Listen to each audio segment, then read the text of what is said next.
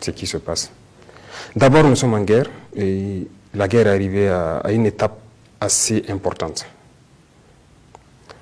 Et il y a des choses, c'est normal que les gens se posent des questions. Quand on prend le côté équipement, ils sont nombreux ces pays-là qui ont refusé de nous vendre l'équipement. Refusé catégoriquement. D'autres nous ont dit qu'ils ne vendent pas ce qui est létal.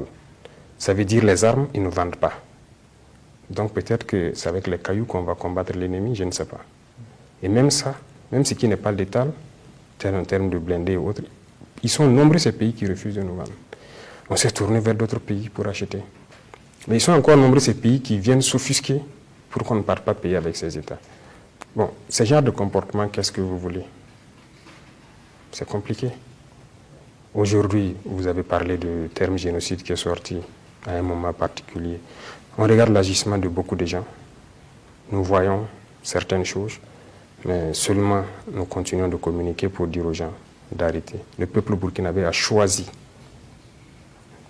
son destin, d'assumer son destin.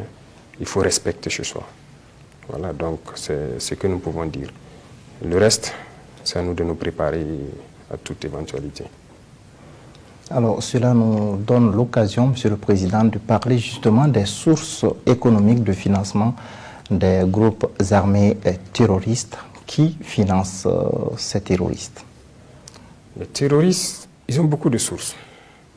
Mais au fil du temps, nous découvrons aussi beaucoup de choses. Il y a des nationaux qui les financent indirectement sans savoir. Des gens qui les vendent des choses parce qu'ils payent cher. Ils ont l'argent. Donc, ça, c'est une source. Il y a nos bétails qu'ils vendent à l'extérieur, qu'ils achètent très bien. C'est une source. Il y a l'orpaillage qui est là. C'est une source. Et aussi, dernièrement, on a arrêté des gens à Ouagadougou. On était beaucoup étonnés. Ils viennent par lot entre 30 000 et 60 000 euros. Donc, ils ont cette devise étrangère, tout neuf.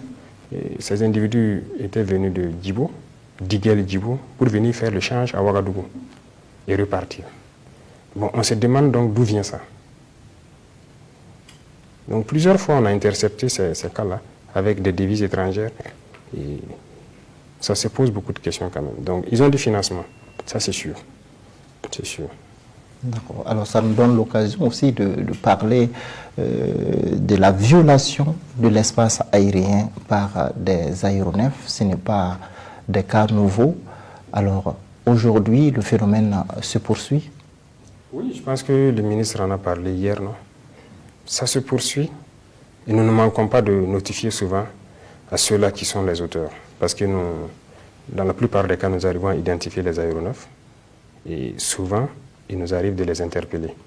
Ça arrive même à la deuxième attaque de Ougarou. Voilà, les soldats sont là, vous pouvez vous renseigner. Dans la veille, dans la soirée, ils ont été survolés plusieurs fois par des aéronefs. Il y a 3-4 jours de cela au Sahel, il y a eu des survols. Voilà. Et souvent, donc, on identifie l'appareil et on fait des écrits pour dire clairement votre appareil est venu, il a fait ci, il a fait ça. Et il faut arrêter parce que ce n'est pas intéressant. Donc, ça continue. Est-ce que justement l'armée burkinabé a les moyens donc d'intercepter ou de détruire ces aéronefs? Oui, actuellement il y a ces moyens. Nous pouvons le faire, voilà, même si on ne les a pas déployés. Mais nous partons du principe que autour de nous, il y a des pays amis qui ont aussi des partenaires.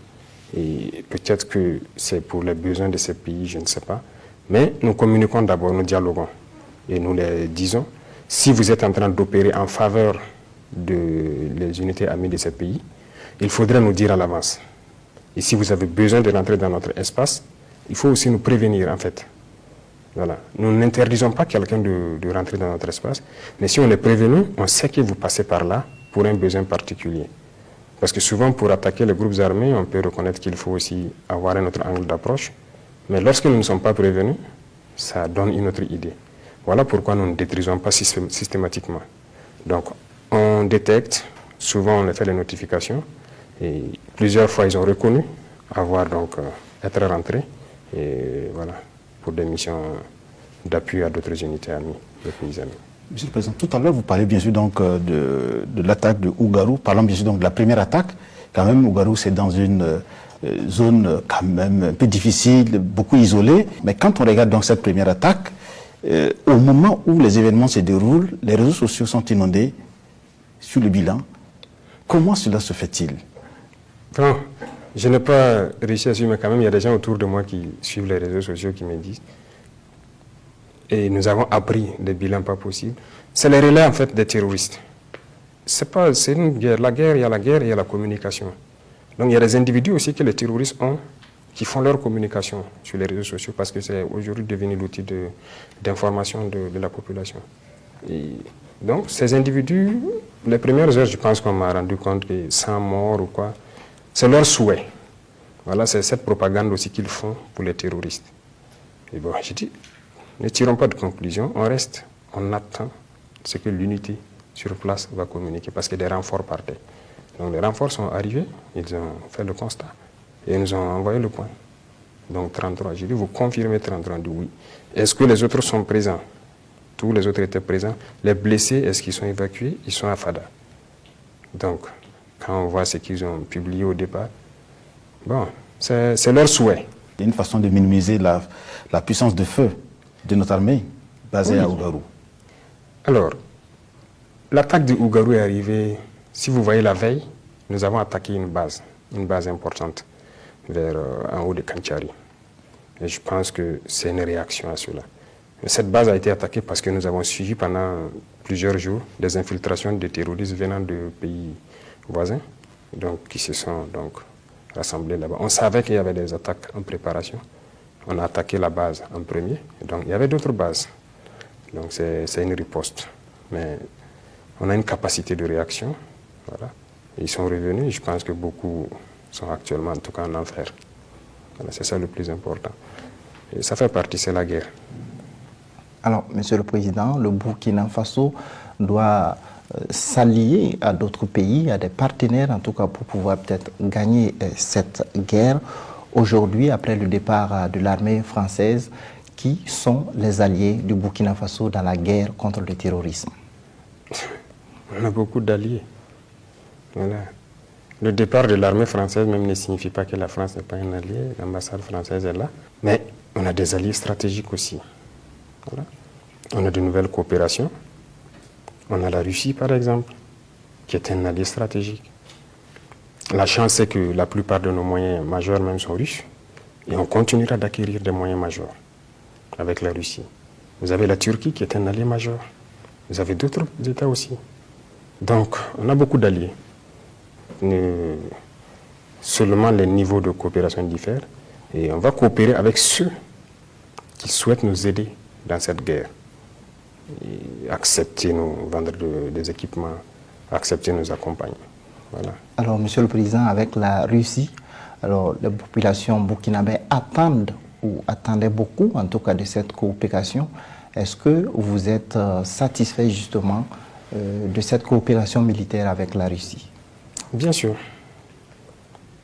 Je suis satisfait. La coopération existe il y a longtemps. Hein, mais là, on est en train de développer, d'aller plus loin.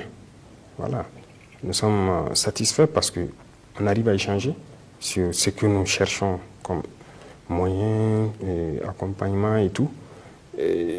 C'est franc. Voilà. On va vous vendre ça, c'est à tel prix. On ne veut pas ça, c'est ci. Nous aussi, on ne veut pas ça, c'est ça.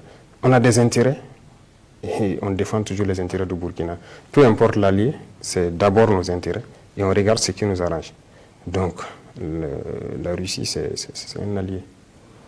Alors, on a vu lors d'une des séances du Conseil des ministres le Burkina Faso qui a accordé en tout cas la possibilité pour la Corée du Nord de nommer un ambassadeur au Burkina Faso. Alors, qu'est-ce que vous attendez de ce pays? Bien sûr, c'est la même chose. Notre défi est sécuritaire, mais aussi le développement, parce que les deux partent ensemble. La Corée du Nord a beaucoup de capacités. Voilà. Il faut reconnaître quelque chose. Dans notre armée jusqu'à aujourd'hui, nous utilisons des armes que la Corée du Nord nous avait données dans les années 85, que nous combattons avec. Il faut leur reconnaître ça. Des armes lourdes nord-coréennes qui sont en service actuellement dans notre armée. Alors, si cette coopération, nous souhaitons encore acquérir des armes là-bas pour combattre, il y a beaucoup d'autres domaines où nous pouvons vraiment coopérer. Donc ça aussi, c'est en cours. Sur le terrain, est-ce que, par exemple, notre armée est appuyée par des forces étrangères? On entend souvent, jusqu'à présent, on parle souvent donc de présence de Wagner. Non, notre armée, jusqu'à l'heure où je vous parle, combat seule. Ce sont nos FDS et nos VDP qui combattent. Et d'ailleurs, on n'a même pas fini de former tous les VDP, c'est tout ça, je dis que c'est l'introduction d'abord. C'est pas personne, aucune force étrangère. Le concept de Wagner, c'est un concept, en fait, créé pour dire à certains États d'abandonner le Burkina. C'est tout. Eux, ils parlent de Wagner. Vous savez combien de pays ont des armées privées? Pourquoi ils ne parlent pas de leurs armées privées? Ils sont nombreux, ces pays qui ont des armées privées, qui nous ont approchés aussi pour vendre leurs services. On a refusé. Wagner aussi, c'est une armée privée. Mais pourquoi se cantonner sur Wagner? C'est juste un concept. Un concept pour dire aux autres de s'écarter du Burkina, de ne pas travailler avec le Burkina, ceci parce que bon, ils ont leurs intérêts géopolitiques et stratégiques. Ça ne nous regarde pas. Pour l'instant, ce sont des forces burkinabées qui se battent jusqu'au jour d'aujourd'hui. Et le reste, on verra bien. Dans la sous-région, quel est bien sûr donc l'état donc des rapports du Burkina avec les pays voisins? Bon, ça va. Les rapports sont bons. Et ce qui nous préoccupe tous dans la sous-région actuellement, c'est la sécurité. Et nous avons plusieurs échanges, nous avons plusieurs rencontres. Je pense qu'avec la plupart des pays, nous avons en vue des opérations. Certes, d'autres même s'impatientent parce qu'ils veulent commencer rapidement, mais nous avons plusieurs fronts. Donc, d'ailleurs, on profite à s'excuser auprès de certains de ne pas aller aussi vite qu'ils le pensent. Nous avons des centres d'intérêt. En fonction de nos renseignements, nous décidons de concentrer nos efforts ici ou là. Et au fur et à mesure que nos capacités en effectifs et en matériel montent, en mesure de pouvoir combattre sur tous les fronts. Voilà, sinon, c'est la préoccupation majeure, le sujet de nos débats, c'est la sécurité. Et donc, ça va. Il y a eu récemment, bien sûr, donc, des propos d'un général d'un pays voisin, bien sûr le Niger, qui a accusé le Burkina Faso quand même d'être abandonné par d'autres pays. Nous ne bénéficions d'aucun soutien. Notre armée semble ne pas être efficace. Comment vous avez vécu ces propos, vous, en tant que chef de l'État? Non, moi, c'est des cas isolés. Ces propos, ça ne nous affecte aucunement parce que je ne sais même pas s'il est vraiment un général de l'armée nigérienne. Parce que l'armée nigérienne, les combattants de l'armée nigérienne, comme je le dis, et nous, on se respecte bien, on travaille bien ensemble. Donc, si quelqu'un est loin des combats, il raconte d'autres choses, bon, ça n'engage que lui. Hein. Nous, qu'on soit isolés ou abandonnés, mais on se bat. Notre peuple nous soutient. C'est d'ailleurs très bien. Tout ce que nous achetons, c'est au budget national. C'est le peuple qui contribue.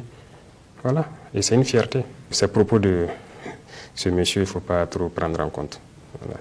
Alors, le Mali et le Burkina, c'était un tandem qui marche bien dans la lutte contre le terrorisme? Bien sûr. Ça marche très bien.